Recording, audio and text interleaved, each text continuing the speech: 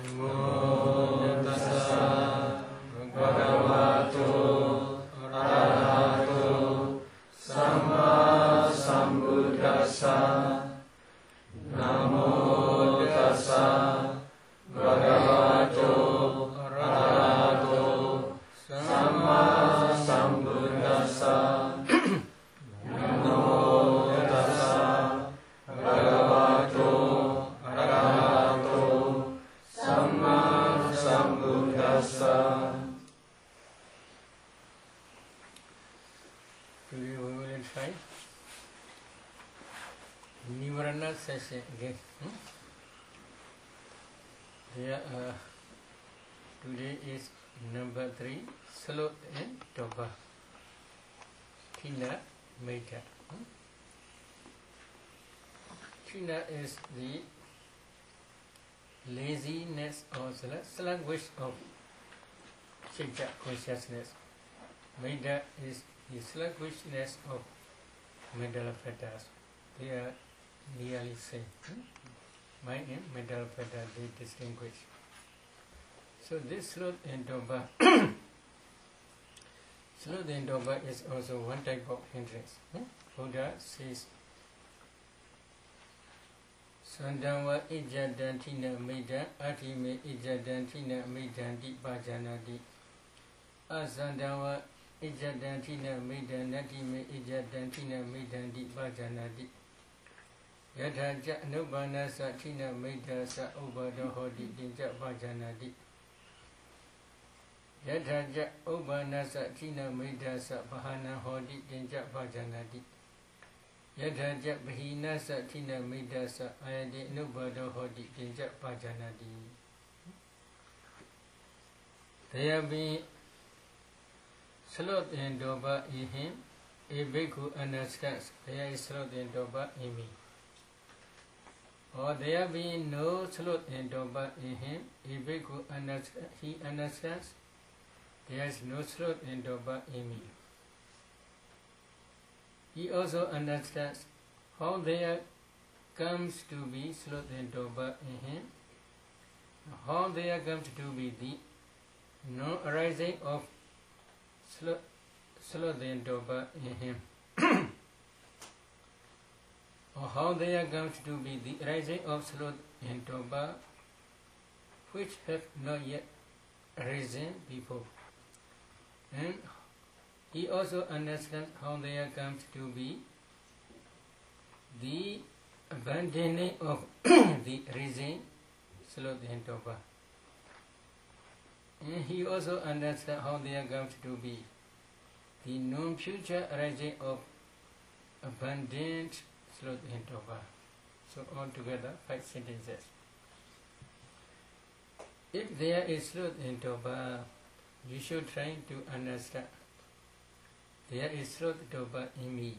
If you do not understand, you cannot contemplate as a nature to matter, because you do not understand. Sloth and toba arises as a cognitive process.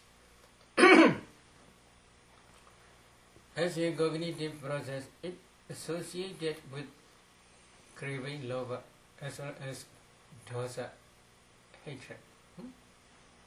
So, if you get this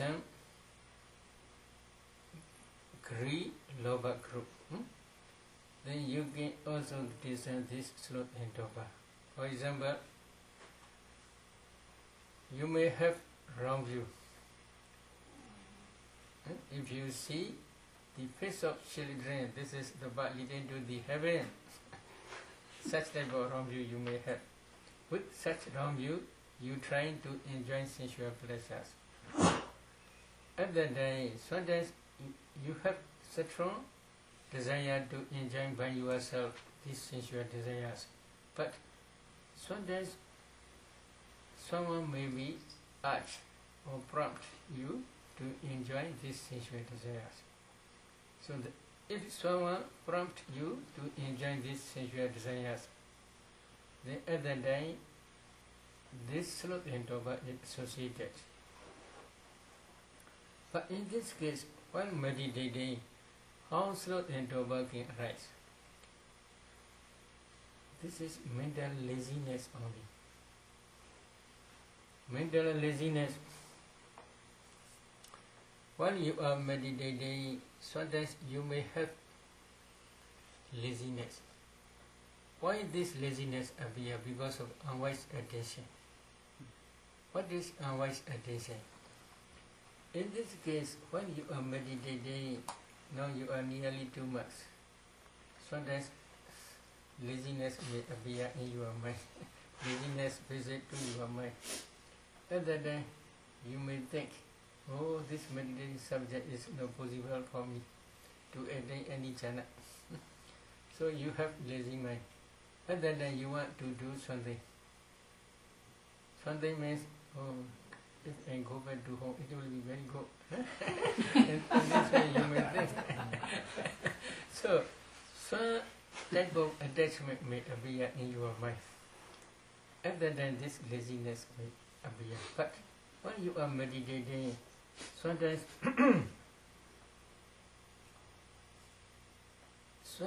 there is also sleepiness will appear. If sleepiness appear, you have no intention to remove, to dispel this sleepiness. You don't want to pay attention meditation object. You are trying to sleep. Again. In this way, you do not try to dispel this sleepiness. At that time, your mind is associated with sloth and torpor. But at that time, greed is very weak, maybe. Because that greed means you have attachment, that sleepiness. Such type of mind only, when you are meditating. You have a little bit attachment to sleep. Such type of attachment, very weak attachment. That attachment is associated with mental laziness, this sloth and torpor. Okay? At the time, if you sloth and torpor visit to your mind, then you should try to understand there is sloth torpor in me. How you should try it? You must discern your bhavanga, mind. I want to explain this again. Many times ahead we explained. Now some meditators now they are practicing jhana. When they are discerning jhana factors, they can see this bhavanga, mind clearly. But this is really metaphorically we say bhavanga, mind. Bhavanga is called mind. There are 6 doors: eye door, ear door, nose door, tongue door, body door, mind door. Why they are called door? This door is the place to come in, to come out. Is it true? In the same way, many cognitive process, many mentalities from this door also coming in, coming out. From this door also coming in, coming out. From here, in the same way. Coming in, coming out. So they are like doors. Because of this reason, metaphorically they are also give one name, door.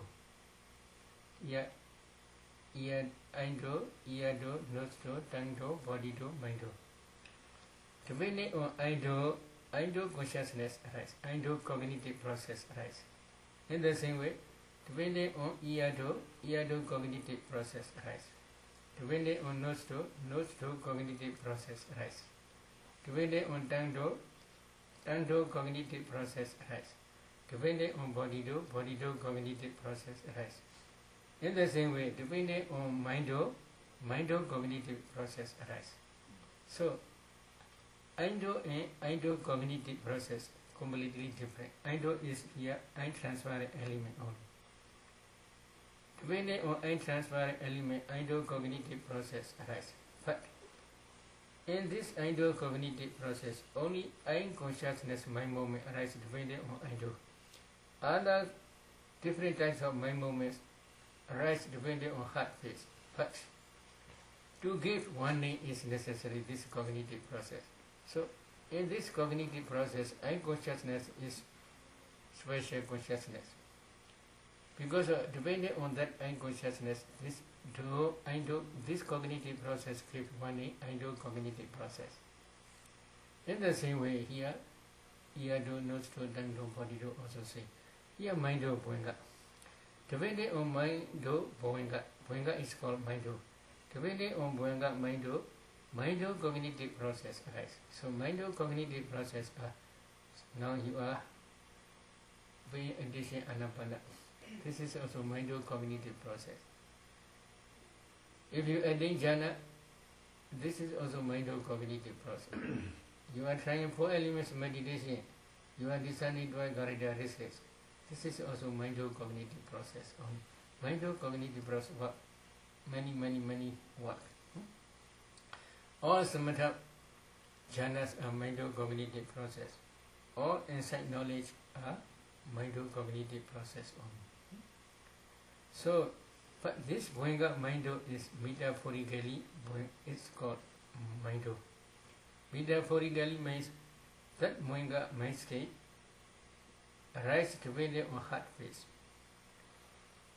That boinga mind state can produce uncountable mind produce kalabas, chidija rupa. Among these kalabas, in every kalaba there is kala. That kala is luminous bright. This is one. In each kalaba there is fire element, tijo, temperature. That fire temperature also can produce new generations. In each generation, in each kalaba there is also kala. That kala also luminous and bright. Combination of these two types of colors are begin here luminous, transparent, like mirror. But real boinga mind is cause. Boinga mind is cause. Mind produce kalabas are effect, cause and effect only. Metaphorically, this effect is also called mind only. Real mind boinga is you cannot see now. Not like mirror. Metaphorically, this is called mind only. Boinga mind state is for persons who had associated with wisdom faculty. There are 34 mental fetters usually. These 34 mental fetters now you cannot see because now you are practicing only samatha. When you are discerning ultimate mentality, other than you will understand this boinga. To differentiate this boinga, we usually use two words together, boinga, mind do. In this way we use only. Okay. You should discern boinga, mind do. And after discerning boinga, mind do, then you should pay attention to this sloth and toba. But this sloth and toba always arise depending on always arise with associated mental formations according to cognitive process. So you should try to see this cognitive process and associated mental formations. There may be sometimes 22, sometimes there may be 20, etc. These mental formations you should try to discern. But taking which object? While you are meditating now, really sloth and toba is rising because your sleepiness is always coming. At that time, you may have a little bit attachment to that sleepiness. That sleepiness attachment is called greed. That greed is there maybe 18 mental fetters or 20 mental fetters or 22 mental fetters maybe. If we plus sloth and toba, there may be 20 or 22, etc. So this mental formation you should try to discern. Referring to this stage, Buddha explained, there being sloth and toba in him, if bhikkhu understands there is sloth and toba in me. This is one. There being no sloth and toba in him, he understands there is no sloth and toba in me. How he should try? He must try another mental formations also. Taking different objects, for example, taking kala as object, he must discern Indo-cognitive process, mind-cognitive process, etc. Sound, smell, taste, tangible objects in mind, Dhamma objects. Taking different objects, we must discern. When he is discerning at the day, so in some cognitive process, there is no sloth in Toba. At the day, sloth in Toba is absent. When sloth in Toba is absent, he should try to understand, oh, sloth in Toba is absent from me. In this way, he should try to discern. Because other cognitive processes arise in passing way. For example, you are practicing Anapana. When Nimitta appears, you should focus on the Nimitta. At the day, if you want to discern here mental fetters, you can see 34 mental fetters. Among these 34 mental fetters, there is no sloth in Toba. If there is no sloth in Toba, you should try to understand, oh, there is no sloth in Toba in me. If it is so, you must discern this all at 6 to ultimate mentalities. If you want to discern these 6 to ultimate mentalities, then if you want to discern Indo-cognitive process mentality, then you must discern I-transparent element, I-sensitivity, or Indo. And here, Poinga Mindo, both together. Then you should pay attention to a group of small particles. When this color impinge, a group of small particles color impinge both those at the time, Indo-cognitive process as well as Mindo-cognitive process will arise successfully for many times. If it is so, then before you are discerning ultimate mentality or Indo-cognitive process, you must already discern I-sensitivity. This is materiality. Then you must discern Mindo. This is also metaphorically, this is also materiality. So without discerning ultimate mentality, without discerning ultimate materiality, you cannot understand, you cannot discern ultimate materiality. Then this Indo-cognitive process, Mindo-cognitive process, realize Kala. Kala is what? A group of small particles Kala. Then you must try to see these small particles. You must also analyze these small particles. Then at that time you can understand Kala clearly. So if it is so, then you must also try to discern ultimate materiality before you are discerning ultimate mentality. So if it is so, if you discern 6 to cognitive process, at that time you will understand you already discern ultimate materiality as well as ultimate mentality. Okay? Then another sentence is Yathaja Anubanasa Kami Chandasa Ubado Hodi. Anubanasa Chinamidasa Ubado Hodi Dinja Pajanadi. How they are comes to be the rising of no reason, sloth and Toba. At that time you should try to discern dependent origination. You must discern cause and effect. How this comes to be. This is another sentence. Then another sentence is Yathaja Ubanasa Kamichanda Chinamidasa Pahana Hodi Dinja Pajanadi. He also understands how there comes to be the abandoning of reason, sloth and Toba. At that time, you will understand. While you are practicing samatha, for example, you attain jhana. That jhana, samatha also, samatha jhana concentration also can remove this sloth and Toba temporarily, because you can maintain your concentration 1 hour, 2 hours, 3 hours, etc. At that time, sloth and Toba is absent.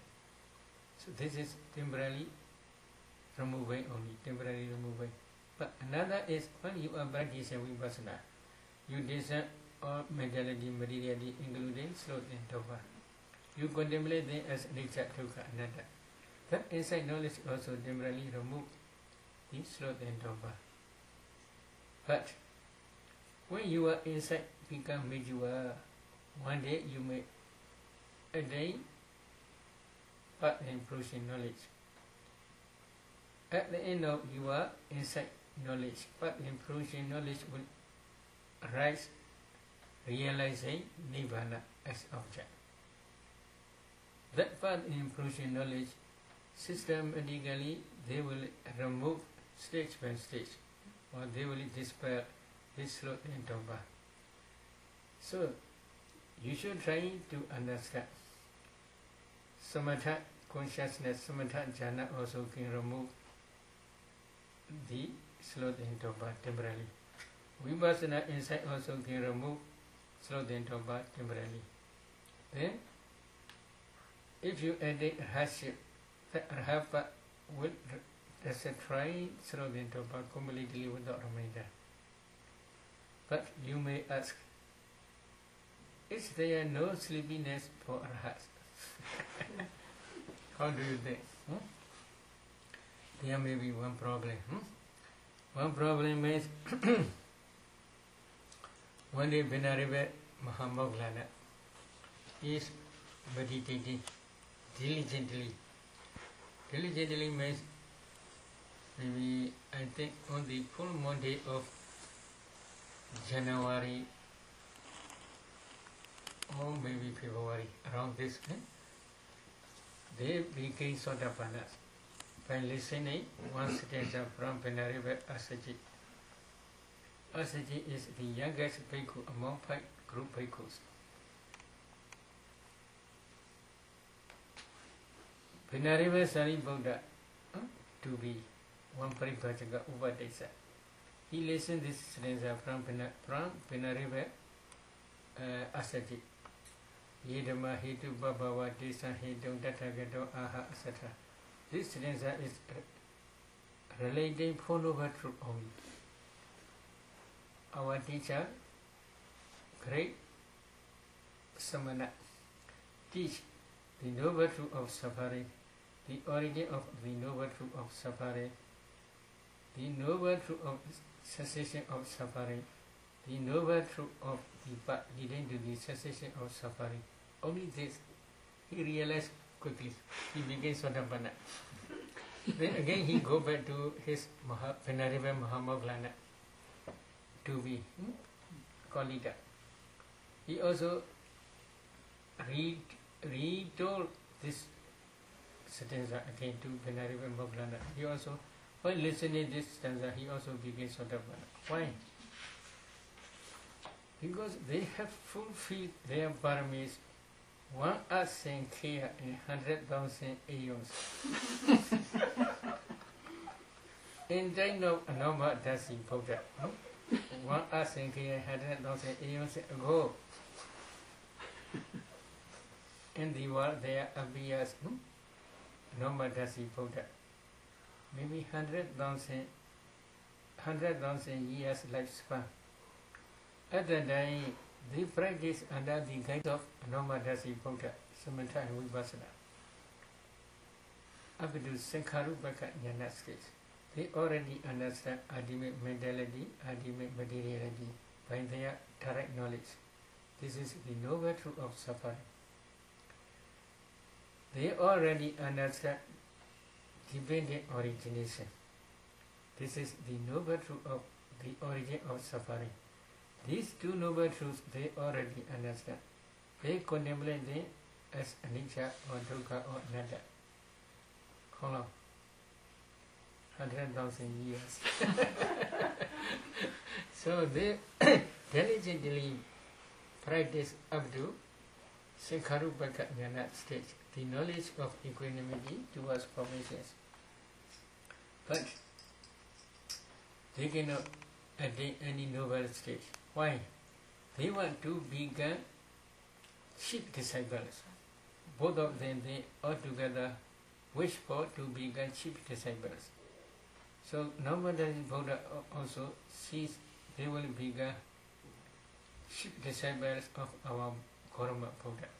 So Namadasi Buddha also gave sure definite prophecy. Niyata Pradita.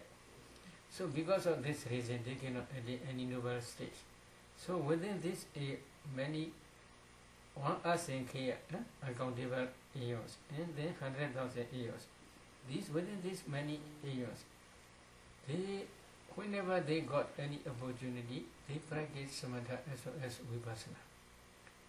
Because of these paramis, when they listen a short stanza related to four-noble truths, they quickly understand, because previously they already had understand these four-noble truths. Four-noble truths, they do not understand supra-mundane four-noble truths, but mundane four-noble truths they already understand. Mundane four-noble truth means here, Nirodha Sejja means the cessation of noble truth of suffering. But in this case, Vipassana insight also can understand the cessation of noble truth of suffering. This is not asankata nibbana, unconditioned element. This cessation is because of the rising of causes. The 5 aggregates rise. Because of the complete cessation of causes, avijja, tanha, upadana, sankhara, kama, ignorance, craving, clinging, volitional formations, and karmic force.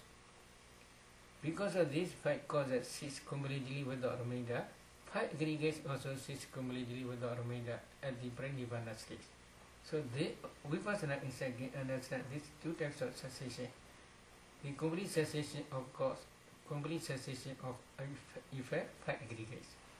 Vipassana insight can see this complete cessation also called Nirodha Sejja. This Nirodha Sejja can be understood by Vipassana insight knowledge. Then that insight knowledge, 5 noble pole paths are present. 5 means samadhi. There samadhi insight understands the 5 aggregates. So this is noble truth of suffering. There samadhi understand the origin of suffering. This is dependent origination. They already understand. Then their samadhi understands because of the complete cessation of causes, 5 aggregates cease completely without remainder. This is Nirodha Sejja. Their samadhi also understand insight knowledge, because while they are contemplating vipassana, they must also contemplate insight knowledge also nature. For example, here, ultimate materiality also nature. The insight knowledge also nature. They must contemplate. At that time, they can see their samadhi. Then, together with samadhi, there is application of the mind to the dukkha sejja object, to the samudaya sejja object, to the nirodha sejja object, to the mundane noble truth, the path leading to the noble truth of suffering, mundane magga sejja object. So, samadhi, samasagapa is present. At that time, mindfulness of these noble truths also present, because they are always associated. Then there is samavayama, right effort, trying to understand these mundane four noble truths. This effort is also present. Then samasamadhi, right concentration. At that time they have jhana concentration as well as vipassana concentration. Both concentrations are present in there. So samadhi, right understanding; samasankappa, right thinking; samavayama, right effort; samasati, right mindfulness; samasamadhi, right concentration. These 5 noble paths are present in their insight knowledge. While they are contemplating their insight knowledge, they can clearly see these 5 noble paths. But before they are practicing vipassana, or when they are practicing vipassana, they already taking precepts. So there is samavacha, right speech; samakamanda, right action; samaajiva, right livelihood. These 3 are also present. So altogether, noble eightfold path, mundane noble eightfold path. So they already understand these 4 noble truths. by insight knowledge many times. So because of this reason, while they are listening short stanza, they easily understand the Four Noble Truths, because at that time their parami also becomes mature. Because before they are seeing Venerable Assaji, they are practicing samatha diligently. Because of there is no teacher to show how to practice vipassana, they cannot practice. At that time, in India there are many teachers who can teach samatha meditation, like Alara, Udaga, etc. There are many teachers. Our Bodhisattva, before enlightened one, he also practiced under the guidance of Alara Udaga. He tried 8 attainments. In the same way, Venerable Sariputta, Venerable Mahamoggallana, whenever they hear any teacher who can teach meditation, they go and they learn and they can practice this samatha very easy. So they have enough concentration. Their parami also become mature. Because of this reason, when listening is stanza, short stanza, they begin enlightened one, but they begin Sotapanna only.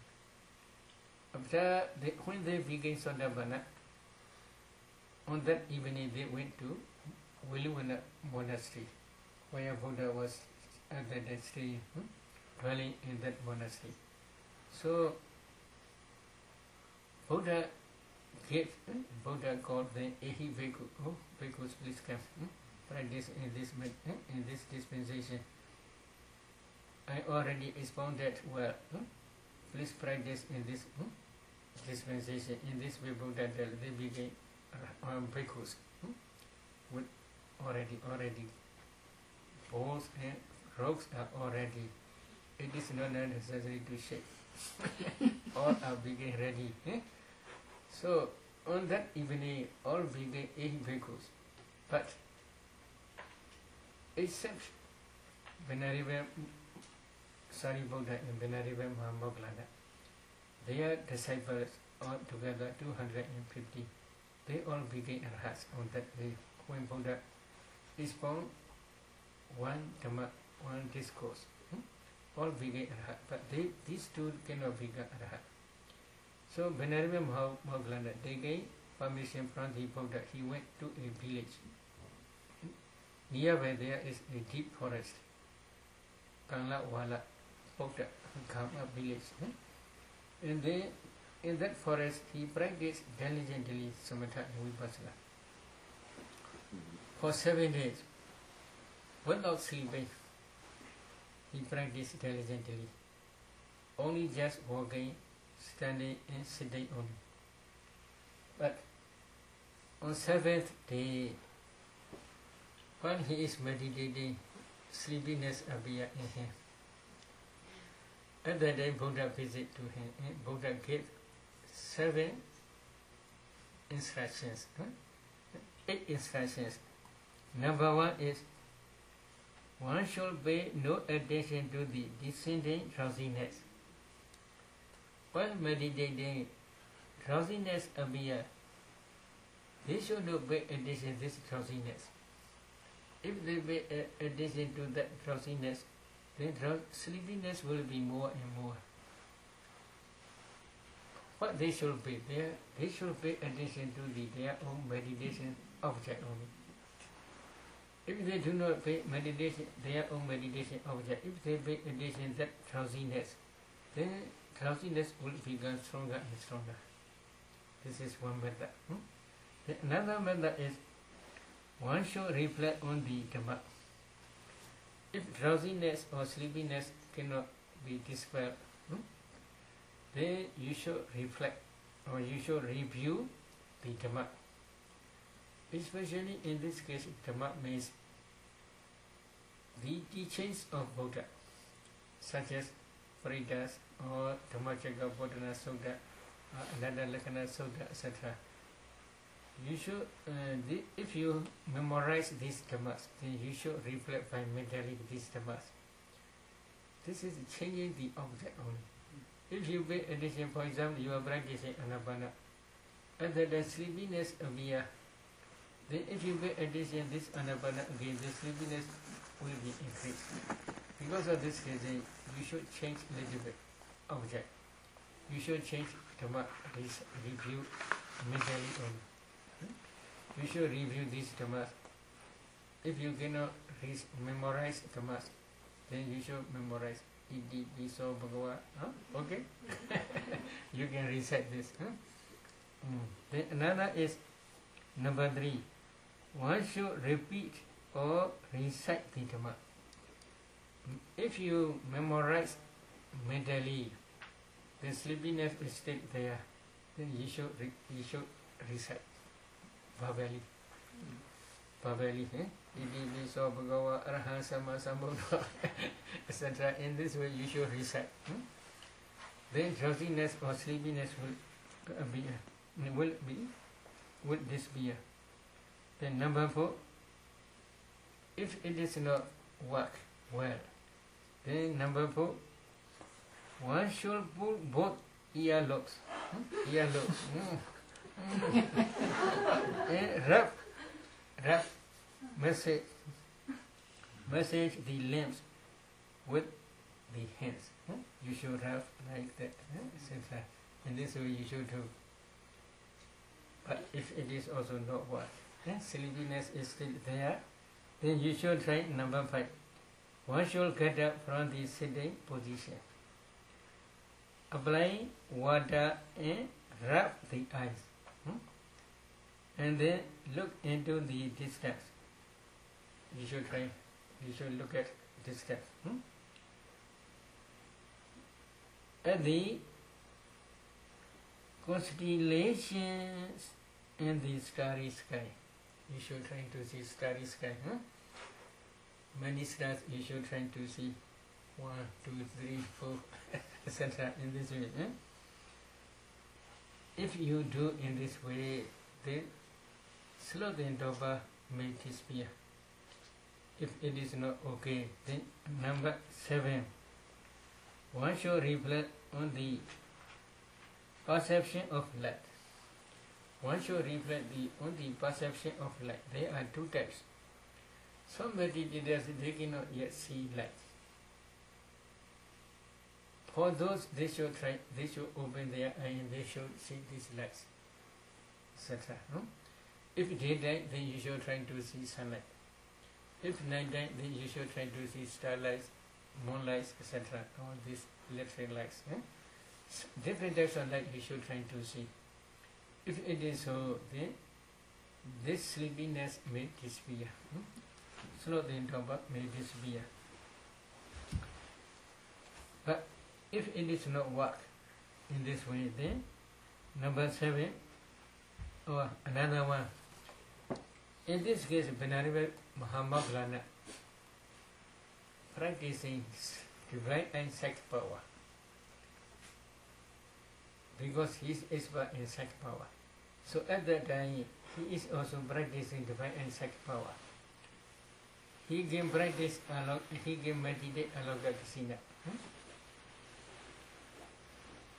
He can practice Aloka Kasina as a foundation for divine and sex power.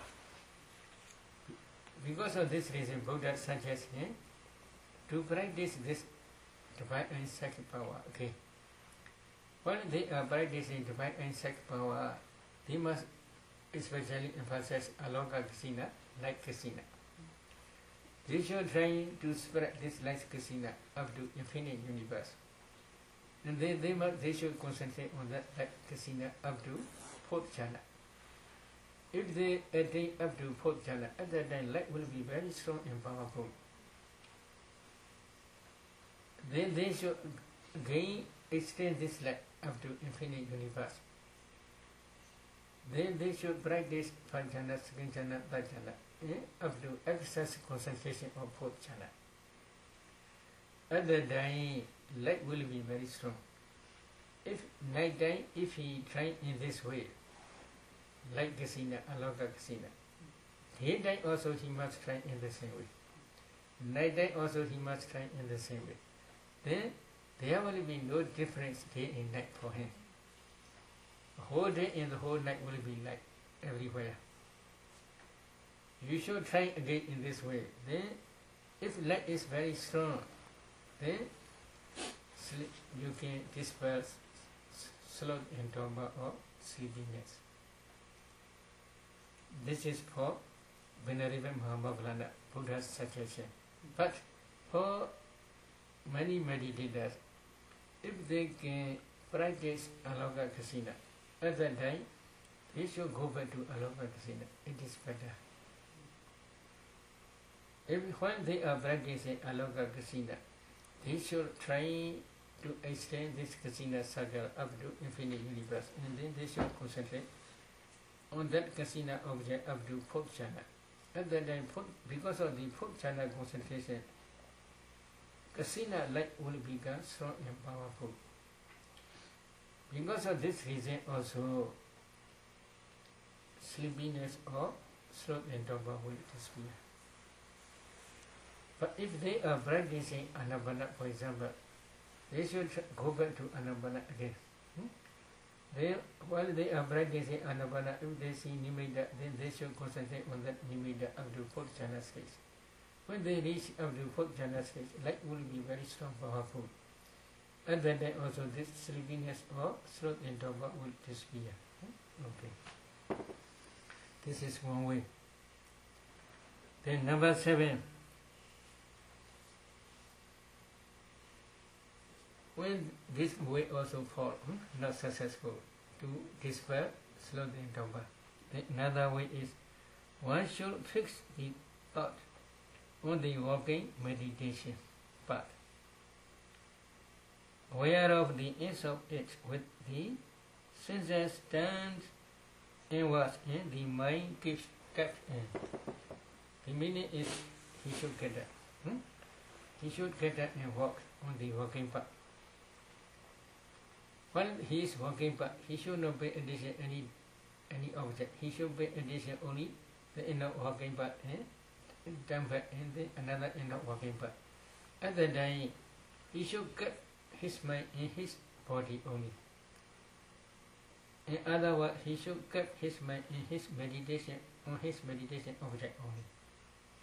So, while walking, he must contemplate his meditation object. While he is practicing Anapana, he should practice while walking. When he is practicing 4 elements meditation, he should practice 4 elements meditation while walking. In this way, when they are walking, they should practice their own meditation subject only. Then this is another way. But if it is also not what, how you should do? Please sleep. Please sleep for few minutes only, not for a long time. When I will get that, you should decide before sleeping. I will get that maybe about 3 p.m. 3 a.m. 3 a.m. I will get that about 3 a.m. In this way you should decide, and then please try to sleep. Okay? These are 8 ways to dispel sloth and torpor. So, if you can dispel sloth and torpor in this way, then mind will become fresh. And then please go back to your meditation object. When you can concentrate well, one day, if you can discern ultimate mentality, meditation, their causes, and if you can contemplate them as anicca, dukkha, anatta, depending on your parami, you may become arhat. At that time, this sloth and torpor will disappear completely without remainder. Okay. Another one is very dangerous one. Another two is restlessness and remorse. This is very dangerous one. Unwise addition to mental agitation brings about restlessness and remorse. Unwise addition to mental agitation. What is mental agitation? Whether it is true or not, I don't know. Mental agitation is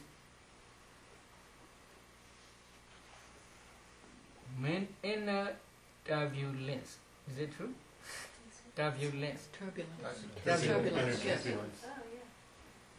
inner turbulence, no external turbulence. This is a very dangerous one. While meditating, they produce many problems. Many problems means while meditating here, go away. While meditating here, go away. Come back, go away, come back, go away. Many times they are very dangerous. So, this is one problem. Another problem is remorse. Everybody had many problems. This is natural. Many problems means they had done wrong actions, wrong speech, wrong livelihoods, in this very lack of a wrong reward. This is natural. Why? Because of this wrong actions, wrong speech, and wrong livelihood, we cannot escape from this wrong reward. This is natural. So everybody has many. Some maybe have many, much, or some maybe have less. This only difference. Everybody has this wrong doing, wrong speech, and wrong livelihood. But if you can remember this wrong action again, then remorse appear. This is, you are accumulating another unwholesome karma. While you are doing wrong speech, or wrong action, or wrong livelihood, at that time also unwholesome, you already accumulated unwholesome karmas. Again you remember this wrong actions, then you feel remorse. This is also, again you are accumulating new unwholesome karmas. Okay. If you again remorse, then again you are accumulating unwholesome karmas again. They will increase. For example, Losaka Tesa.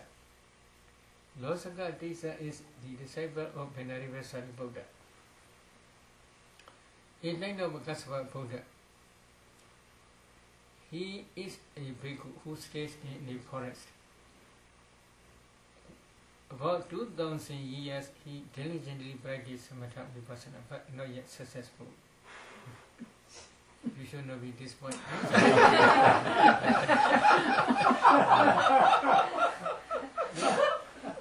One day, one Arhat goes arms round in the village. The donor of his monastery, he had a lot of confidence to the Buddha, Dhamma and Sangha.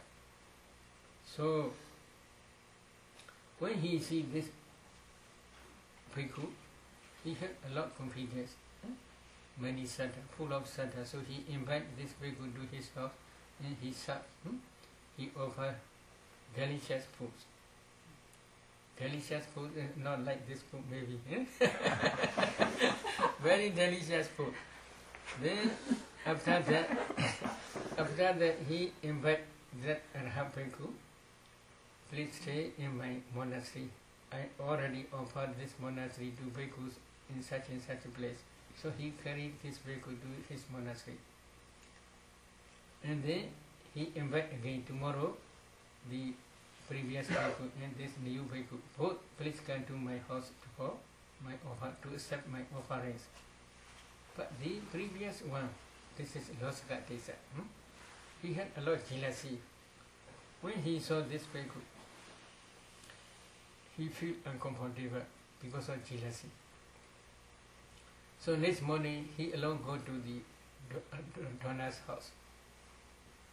He did not call another new bhikkhu. So he eats there. When the donor asks, where is another one? Oh, he is very sleepy. He's sleepy. Look at that now. In this way he do. And then after meet the donor, the Dayaga devotee, lay devotee, wash his bowl, offer another different types of foods, very delicious foods. Please carry this food to that new bhikkhu. On the way, he opened his bowl.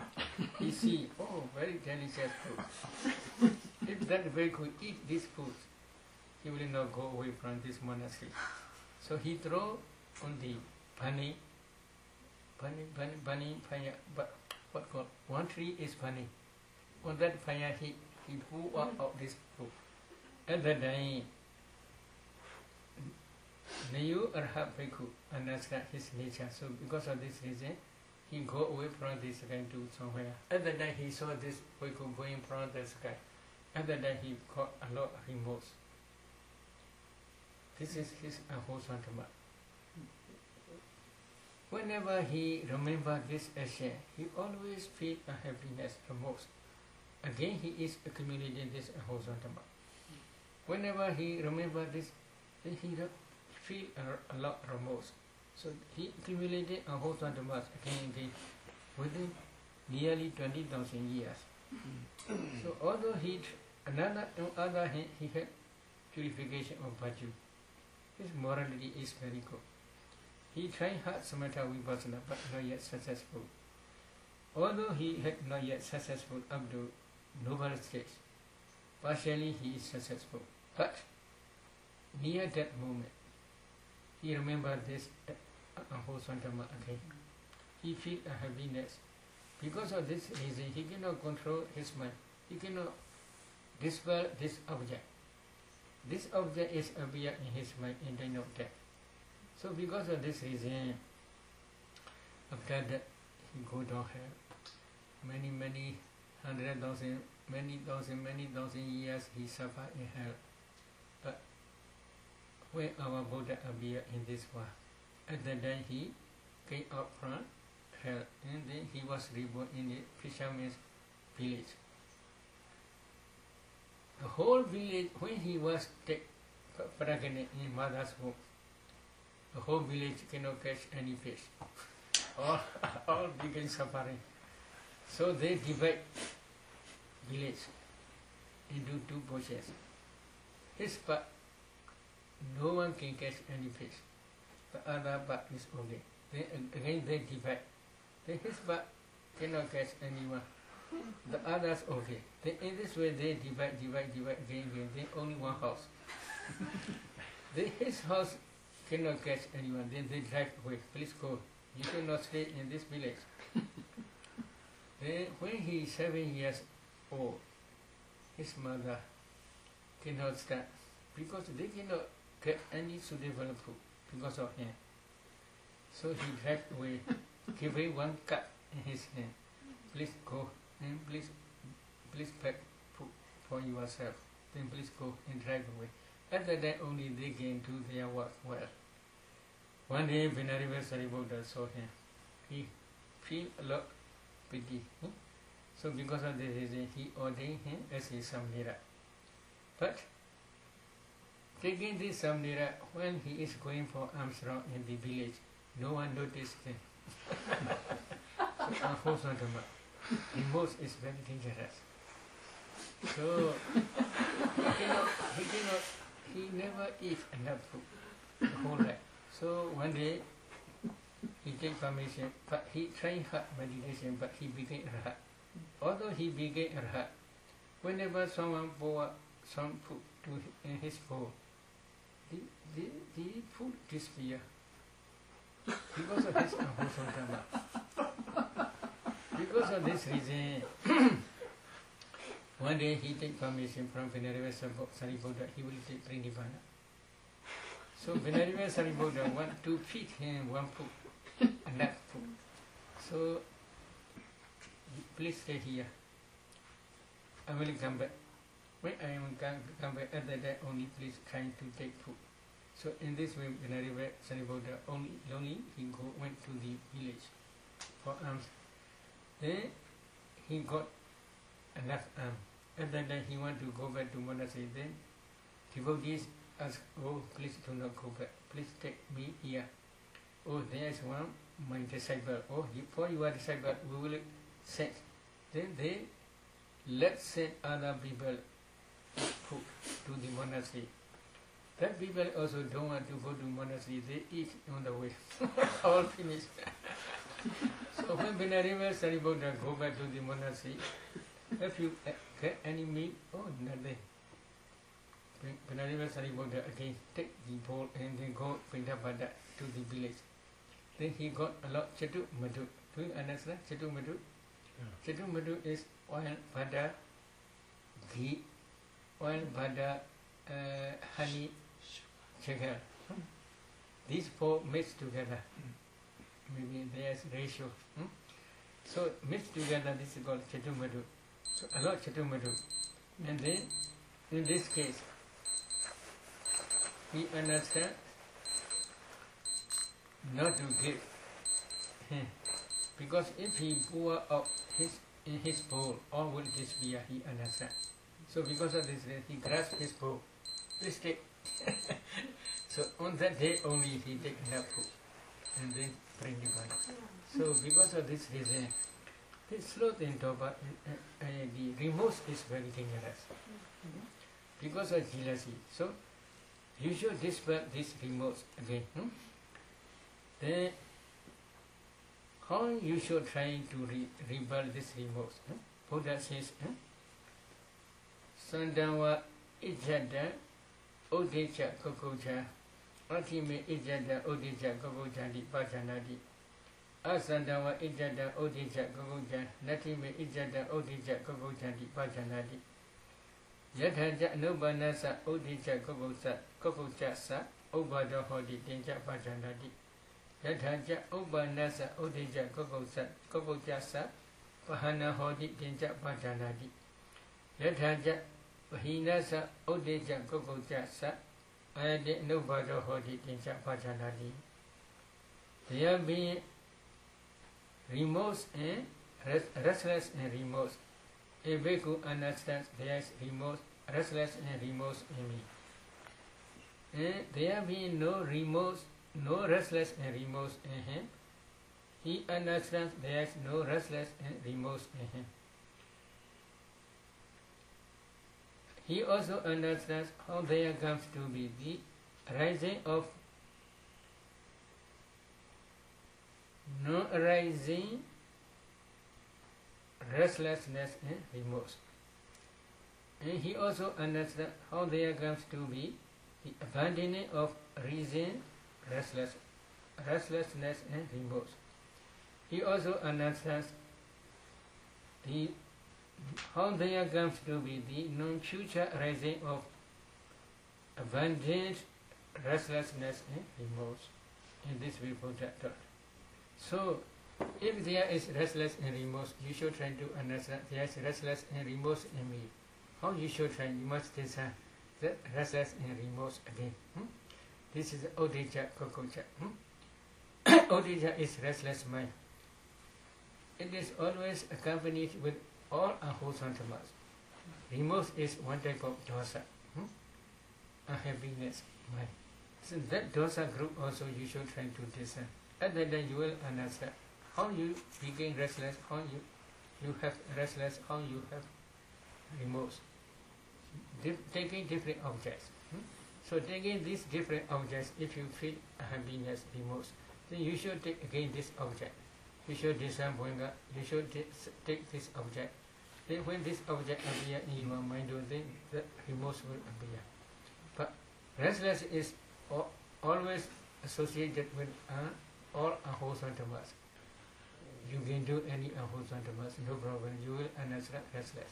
Okay. Then, if there is no restlessness and remorse, you should try to understand there is no restless and remorse in me. But other cognitive processes arise. When other cognitive processes, especially wholesome tamas, such as samatha, vipassana, cognitive processes arising passing away at that time, this restless and remorse will not appear in your mind.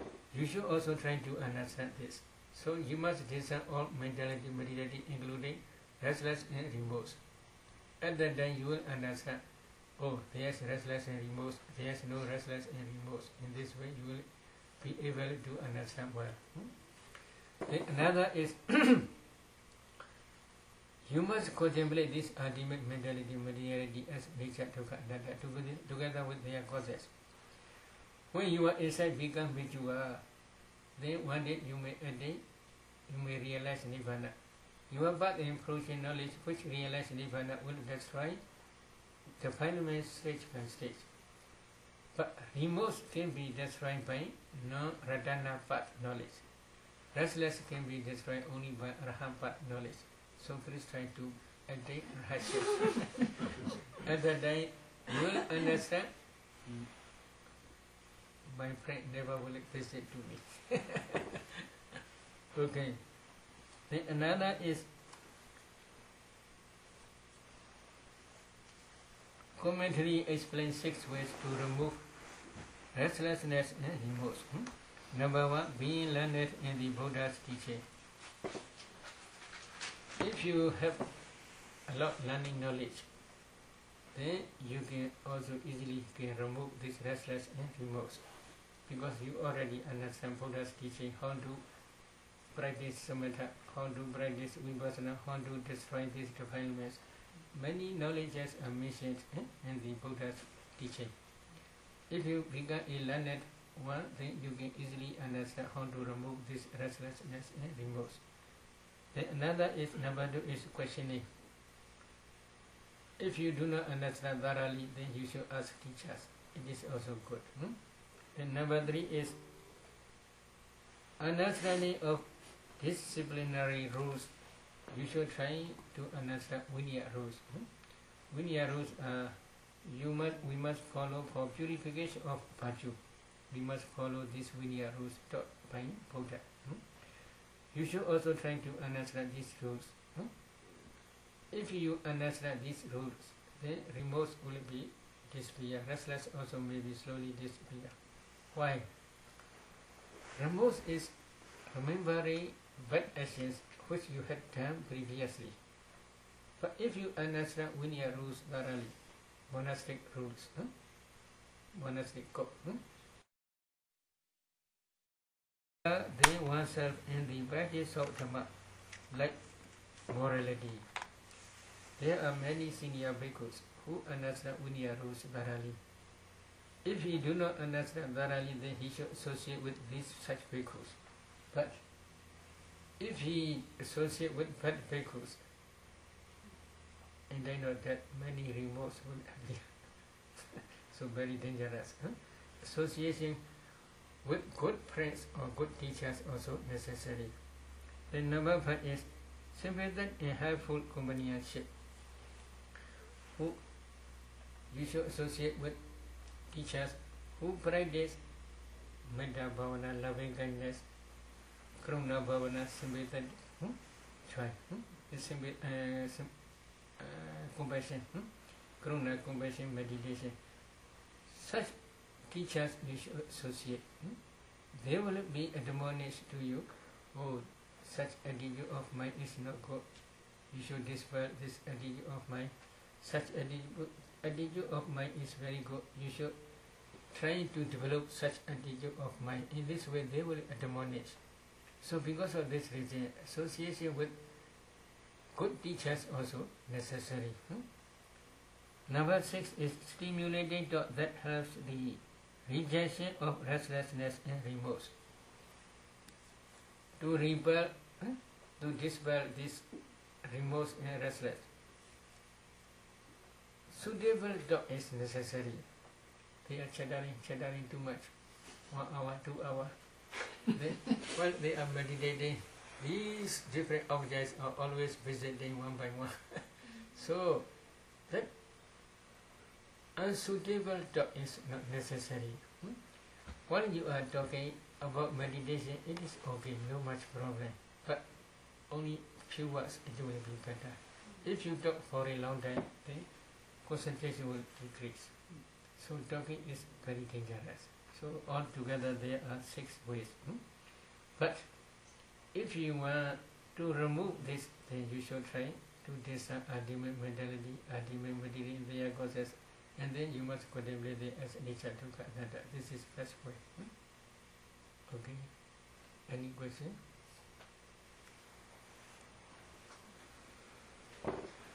Sayadaw, you had asked the question earlier whether or not an arhat becomes sleepy.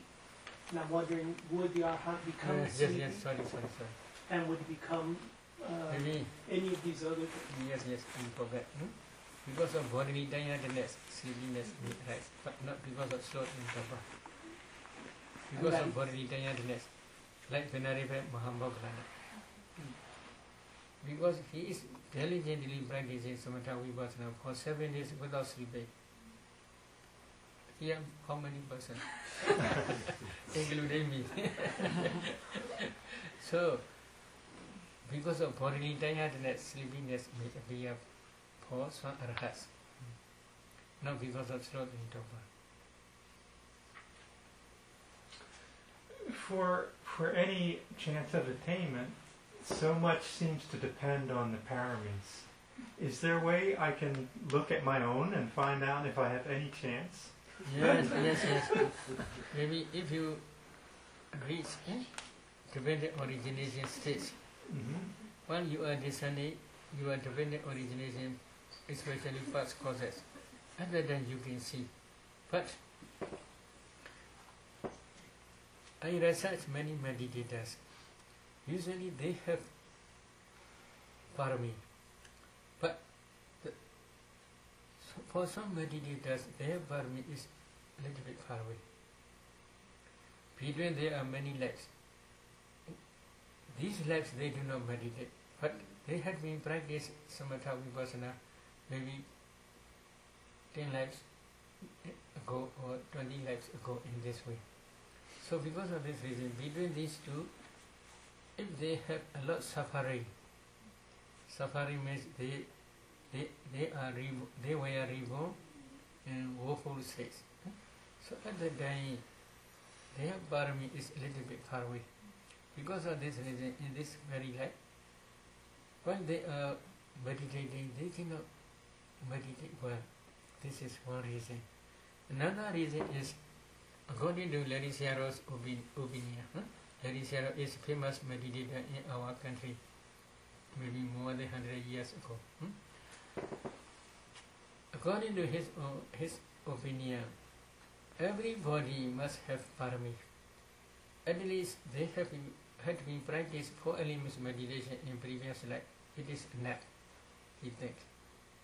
4 elements meditation, only 12 characteristics. If they had been practiced these 12 characteristics in previous life, it is enough for their attainment of nobleship. But if they had been discerned ultimate materiality and mentality, this is very good. But if they had been discerned ultimate mentality and materiality, their causes, dependent origination, it is second good. But if they had been contemplate this ultimate mentality material in their causes as nature, dukkha, anatta, up to the Sankarupaka Jnana stage, the knowledge of equanimity towards formations, it is better, best. This is best. But I research many meditators. So there's one meditator who had been practiced in previous life, close to previous life, as a bhikkhu. He had been practiced anapana up to 4th jhana. It is very easy. Then, based on this samatha, he discerned ultimate materiality and ultimate mentality. And then he contemplated them as nature, dukkha, anatta. It is okay. But he did not practice dependent origination. This is his problem. Because of this reason, as a bhikkhu in previous life, although he meditated, he cannot attain any nobleship. But in this very life, I teach him 4 elements meditation. Within 1 day or 2 days, he can see Kalabas, very easy. Within 12 days, he can already discern ultimate mentality, materiality. Very quick. And then I teach dependent origination, other than only a little bit delay. Although it is delay, maybe within 1 month, he can practice Vipassana thoroughly. So, some meditators, they had been accumulated their parami in many lives ago. So if it is very far away, sometimes they may delay. But if it is very close, they are very quick. But we should not investigate too much about parami. If we attain noble shape, it is very good. But if you cannot attain, then we are accumulating parami now. Okay?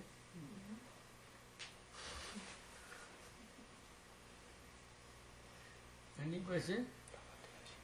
Okay. So if it's better not to commit any bad acts. Yes. Please forget it is better. But if you did, if you were angry or if you committed a bad act, is it then better not to have remorse so that you don't enter these unwholesome? I mean, how can you have a bad act without remorse? And if you have a bad act, and you have remorse, it sounds like it's worse for you. Is that what you're saying? Yes. It is. It's worse. Once means you are accumulating new wholesome karma. Previously you had been accumulated a wholesome karma. This is one. Now if you remember, you feel remorse. This is again you are accumulating new wholesome karma. Again you remember, then you feel happiness, remorse. This is you are accumulating new wholesome karma. Again if you remember, then again you feel remorse. Then you are accumulating many wholesome karmas. If one is not so strong enough, many is very strong. Boy, I'm in trouble. Yes, trouble. So because of this reason, if you can forget, it is better. If you cannot forget, then please try meditate. Then please try jhana. Maybe within 1 hour, 2 hours, if you can maintain your concentration, at that time you will not remember. This jhana is very powerful. Then based on this jhana, you should try to contemplate Nicca Dukkha Anatta. Then you may attain noble shape. You should emulate Venerable Angulimala. Do you know Angulimala? Yes. He killed many people, Yes. but he did not remorse. He practiced hard diligently. Then he became Rahat. When he became Rahat, all unwholesome karmas finished. They cannot produce any more. Not only unwholesome karmas, but wholesome karmas also cannot produce any new existence. All cease completely. He can forget everything.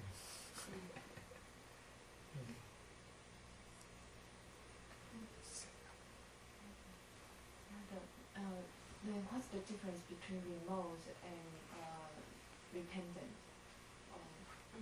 Repentance also similar as Like confess. To make Oh. amends for something. To repent, you make amends. Repentance, repentance is confessing his fault. Please excuse me. I had been done such and such wrongdoing, so please forgive me. In this way, he trained forgiveness, to gain forgiveness. This is a good way. Buddha also taught. If you had any wrongdoing to noble ones,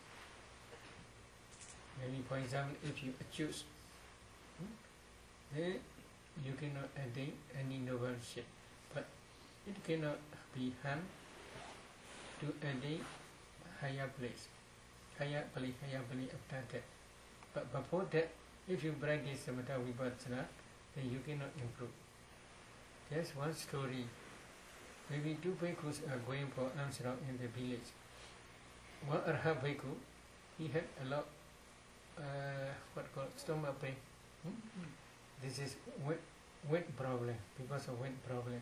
So when they are going early in the morning to the village, at that day, many devotees are not, they were gruel, rice gruel.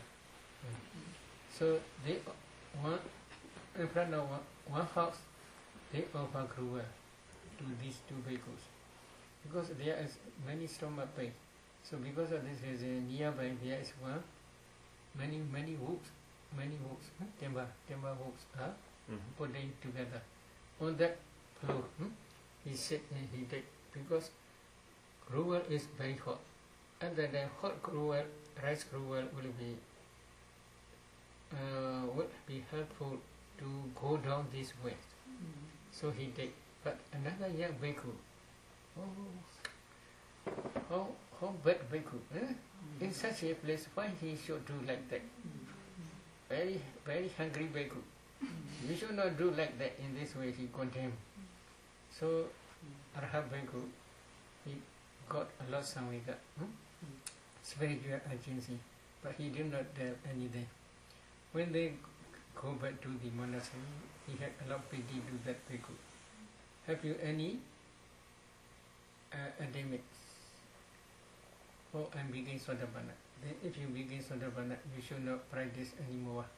In this way, that Arhat bhikkhu do. Then that young bhikkhu think deeply about this problem. Then he went to confess. And he went to that Mahathira. When he is going to Mahathira to apologize, and then Mahathira enter into jhana and he creates psych power. He is sitting on the sky and he is good to understand how he is, to understand only. And then he apologized, he to repentance. Then he can meditate well and then no problem. But if they do not do that, apologize, do not apologize, then when he meditate, he cannot attain any higher achievement. But Sotapanna is Sotapanna, no problem. But he cannot become Sakadagami or Anagami or Arhat.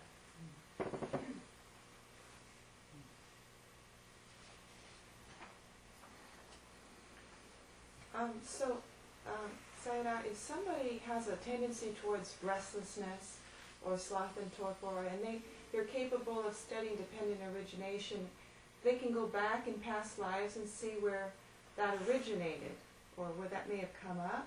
Is that correct? Maybe this is Ahosana Dhamma. Ahosana Dhamma's proximate cause is only unwise attention only.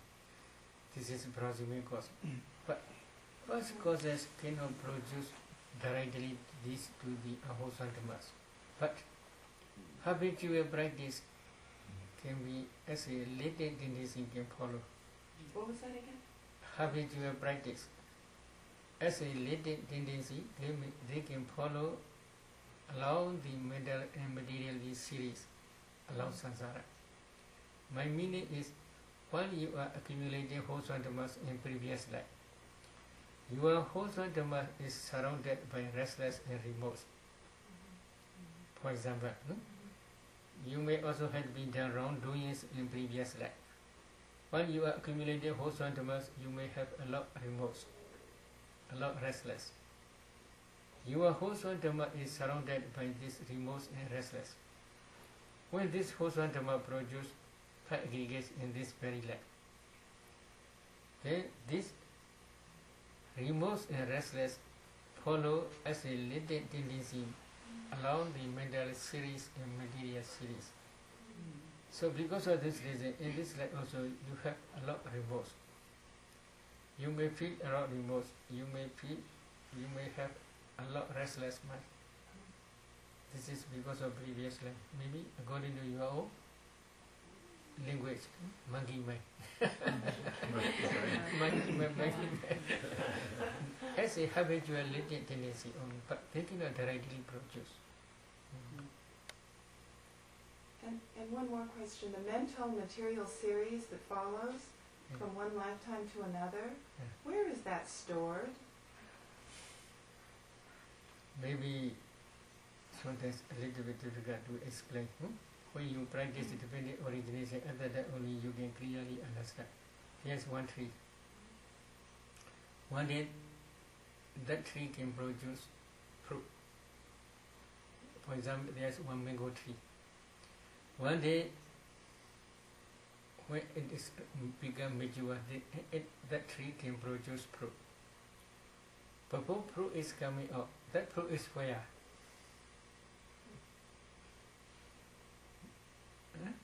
It's latent potential. Yes, potentiality. What is this potentiality? If you cut down the tree, if you divide this tree, you cannot see this potentiality. What is potentiality? It is not easy to search for. In the same way only. In mentality, materially we can see now, we can understand. But as a latent tendency only. This is not rising and passing away. As a latent energy only. So the energy is formed. It is not easy to explain. Like inside the tree, there is energy to produce potentiality to produce fruit. We can accept form. One day we can see fruit. Because of this reason, inside the tree there is potentiality. In the same way only, one day we can see this result.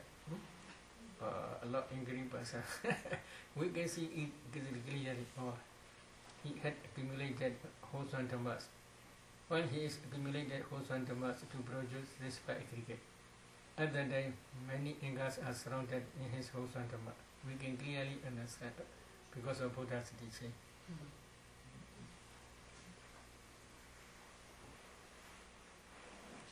Okay. So, since we all know we have done some unwholesome karma before, we must have been, so we know as person. And the repentance, the ask for forgiveness can kind of, how to say, get rid of those kind of bad karma, maybe.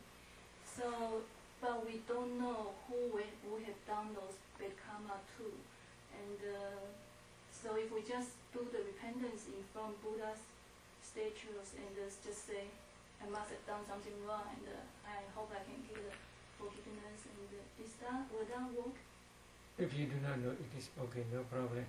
In front of one bhikkhu or in front of teacher also okay, no problem. But you may have been done wrong, you may have done any wrongdoing for one person. That person also passed away. If you know that person, then you should go to the cemetery on that maybe on that what called? Tombstone. Cave, The marker? Yes, Tombstone. On that place you should also do repentance. But if you cannot remember, then in front of teacher or in front of Buddha, then you should do. It is also okay, no much problem. But because of this reason in our country, always every day when they are taking precept, this repentance always do. Every day. Every day they take precept, every day they do. Because mind is very quick. Sometimes maybe, oh, why she is doing like that? Why she is doing like that? In this way, they may tell. So sometimes we do not understand who is Arhat, who is Sotapanna, who is Noble One. We cannot say exactly. Because when they became Noble One, their body changed. Then we can understand this is Noble, but body also not changed. Because of this reason, it is not easy to understand correctly. No, two bhikkhus. Young bhikkhu do not understand this. Old senior bhikkhu is Arhat. We do not understand. Thank you very much. I think that release a lot of burden. No. But another question, so like you just say, sometimes we say, oh, why he did that way, why she did that way. Do we need to really go to that person to apologize, to ask forgiveness, or just... But that way is, if you got your controlling faculties, it is better. You should not try to see others' faults. It is better. You should practice in this way. But another way is Buddha taught in one sutta, Anamataka Sutta in Samyutta Nikaya. There is no one who had not been your mother or your father or your sister, your son, your daughter, etc. In round of rebirth, everybody can be your father or your mother, your son or your daughter or your husband, etc. Because samsara, the course of round of rebirth is very long. Because of this reason,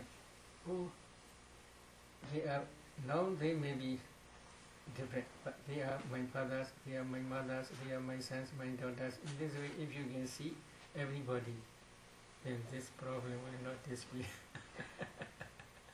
Sadhu, I think my parami is not strong enough because I know those kind of teaching, but I do have that kind of feeling about people should do the right thing, instead of just accept what they have done.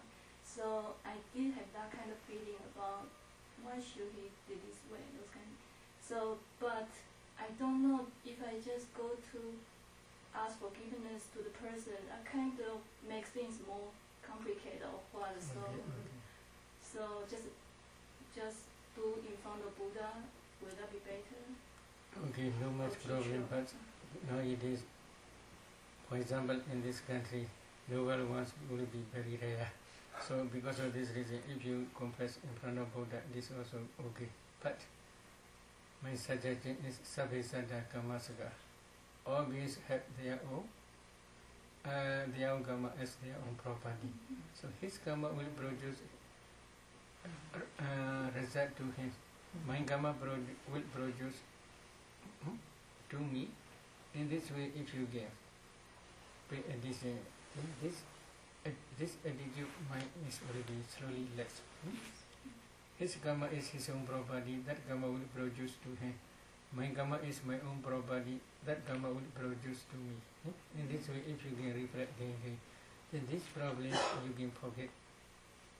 Yes, a couple of days ago you told this. I think it's very helpful because when the first thought come up, then the second thought is about the teaching, just follow.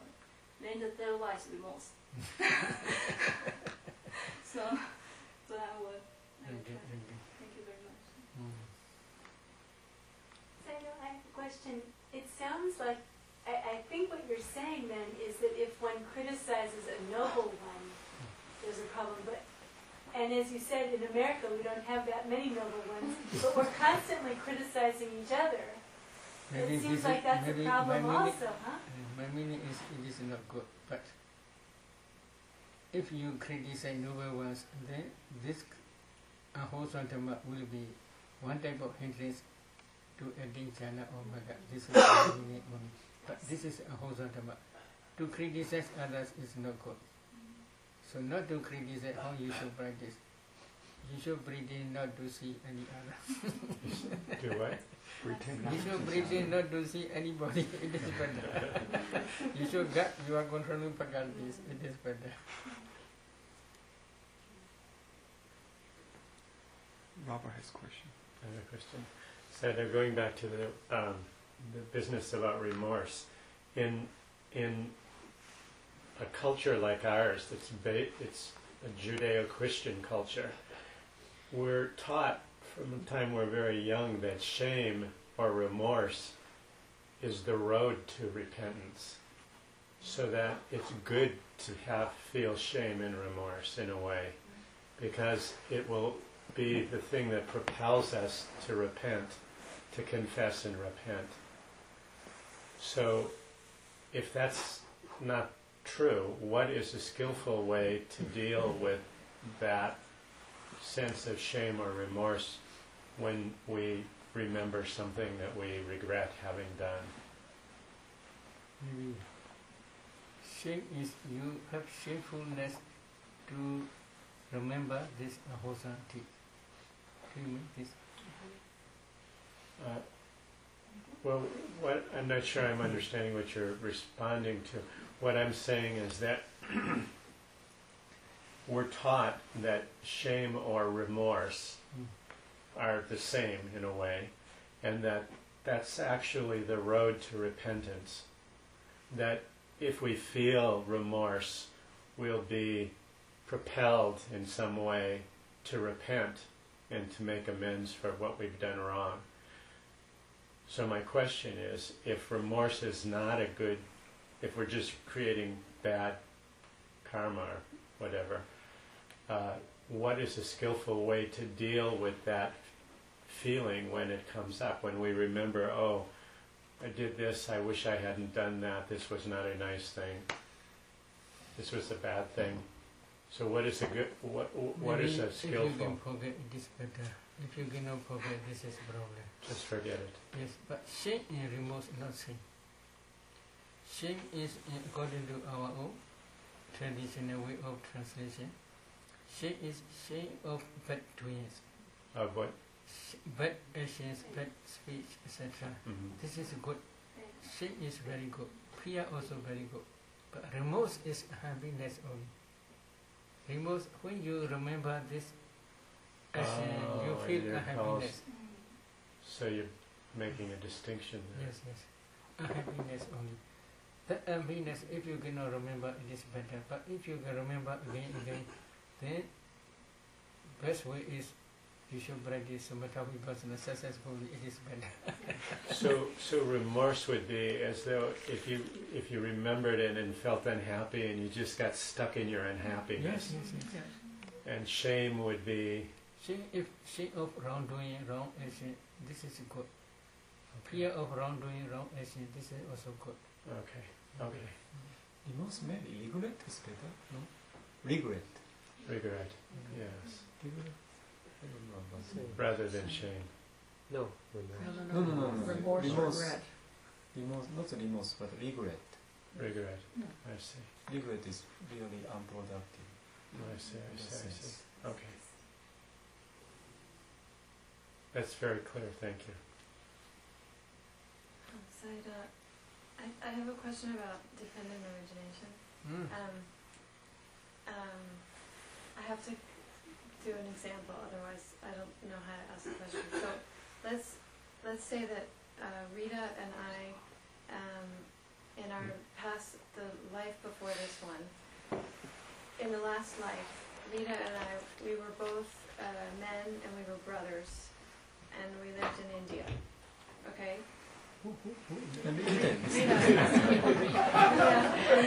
Okay. We were okay. So now in this life, we are meditating and we both reach the dependent origination stage. So we can see our past lives and we can see, oh, I lived in India and I had a brother. But do I know that this brother, like, is there something recognizable about that person that when I look at Rita, I know that I recognize that in Rita? Like, is there something? You know what I mean? Okay, Is you the can question know. clear? Please try.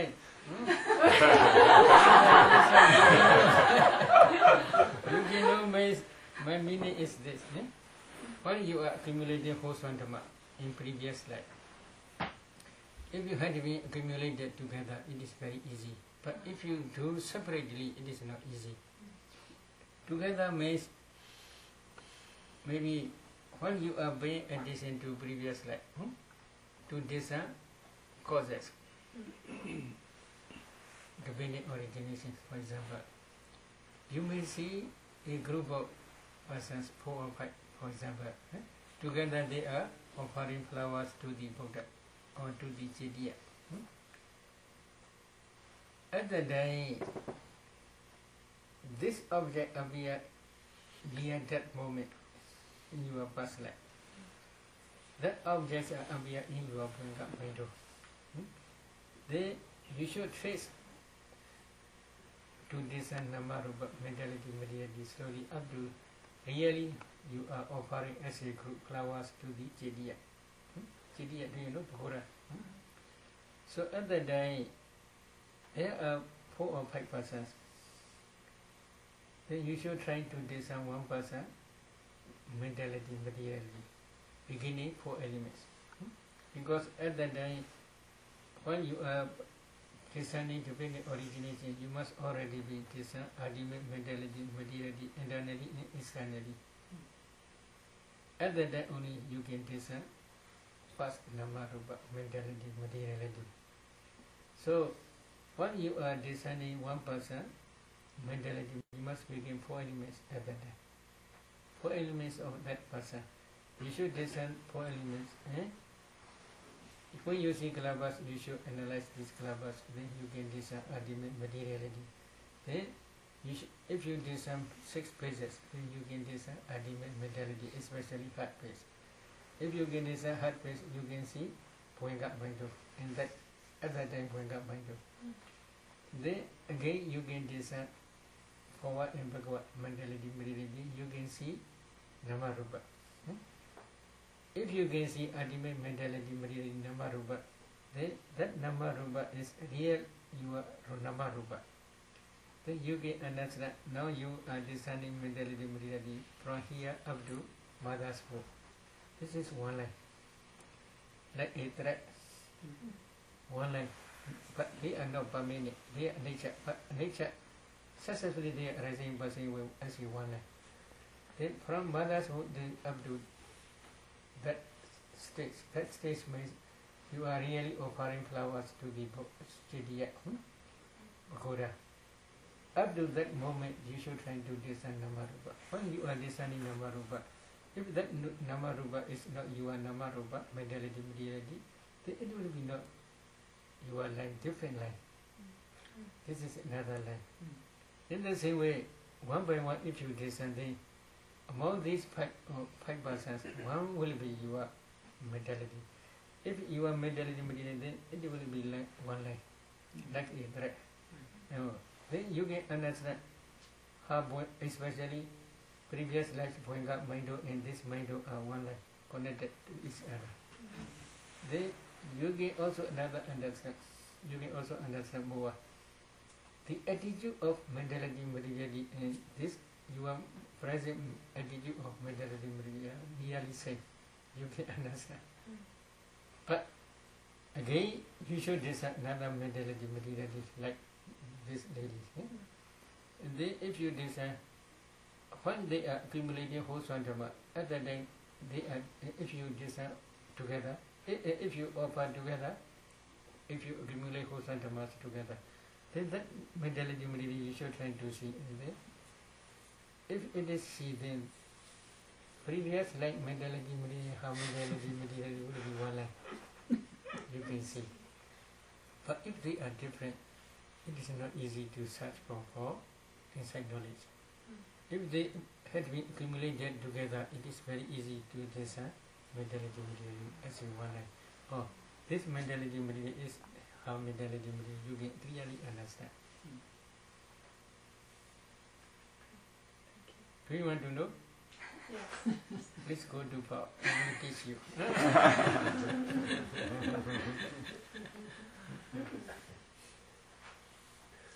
Okay? Let us start. Idame Punya Asavakaya Mahahodu Idame Sila Idame Punya Nibbanasa Pachayo Hodu Idame Punya Sabha Sadhana Pajema Tisabe Mesama Punya Baga Labantu Sadhu